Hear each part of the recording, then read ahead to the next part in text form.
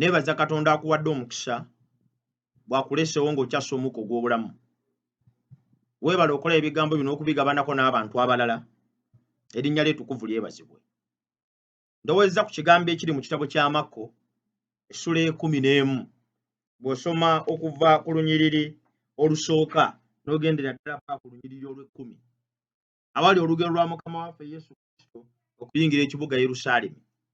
Bwe yagenda n'atumya omwana gw'endogoyi era ne gwali gusibiddwa ebweru ku luguudo ne baguyimbula.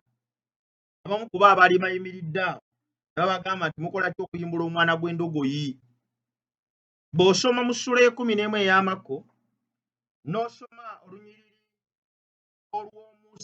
olw'omunaana n'olw'omwenda, agamba ne baleeta omwana gw'endogoyi eri Yesu ne bakusuulako engoye zaabwe n'agwebagala. Bangi ne baalira engoye zaabwe mu nguudo, abalala ne baalirira amalagala g'emiti ge baatema mu nnimiro. Abali bakulembedde ne baala. Bali bonna abaava gye bava ne baala engoye ne bagamba nti Ozaana agulumizibwe waggulu mu ggulu, Mukama ayinza byonna. Nze n'ensonga yange teri ku Yesu kulinnya ndogoyi na kugenda mu Yerusaalemi. Ensonga yange eri ku mwana gw'endogoyi guno. Ndaba ng'omwana gw'endogoyi guno gubadde gusibiddwa emabbali w'ekkubo. Ngulaba nga tegwambala nko ku lugoye. Ngulaba nga tegutambulirangako wantu nga baaliriddewo engoye. Ndaba ng'omwana gw'endogoyi guno tegulaba nko kintu kifaanana nga kino abantu okuyimbira waggulu nga guyita wakati mu bo. Ndaba ekitiibwa Yesu kye yassa ku ndogoyi eno. Ndaba amaanyi Yesu ge yassa ku ndogoyi eno. Endogoyi eno kasita Yesu yagamba nti agenda kugyebagala ne bagiteekako n'engoye. Bulijjo esiba bintu bizitowa kale era egenda kutuulibwako nga bagyaliridde. Bulijjo etambulira ku ttaka kale era egenda kutambulira ku ngoye. Ndaba omuwendo Yesu gwe yawa endogoyi eno ng'agituddeko.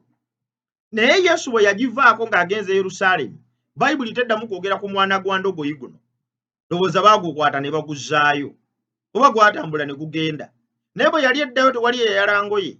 Ne ze baali bagitaddeko ndoza baazigijjako n'eddayo nga bwe yali. Nakye njagala okwogera naawe muganda wange, gwe muwendo Kristo gwatuteekako bulijjo.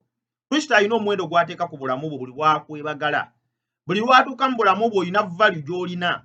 Oli wa muwendo mungi kubanga Kristo atuula mu ggwe. Oli wa muwendo mungi eri abantu abakwetoolodde kubanga waliwo atudde mu ggwe akyusizza obulamu bwo. Bw'obanga tolina ky'oli kya muwendo, bulijjo abantu tebaalanga oyo yadde okuba emizira yadde okuleekaanira waggulu. You are empty. You are meaningless. You have no value with no Christ in your life. Kristo nga tali mu bulamu bwo tolina muwendo gwonna gw'ozitowa.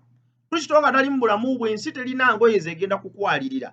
Kristo nga takwebagadde ku mugongo teri n'omu agenda kwala ngoye ku mugongo gukutuulako. Lwekyo muganda wange nyweza Kristo mu bulamu bwo asobole okwongerako omuwendo. Ng'omusajja atalina muwendo mu maka go, Yesu yeetaaga kukwebagala ofune omuwendo. Ng'omukyala atalina muwendo mu maka go, Yesu yeetaaga kukwebagala ofune omuwendo.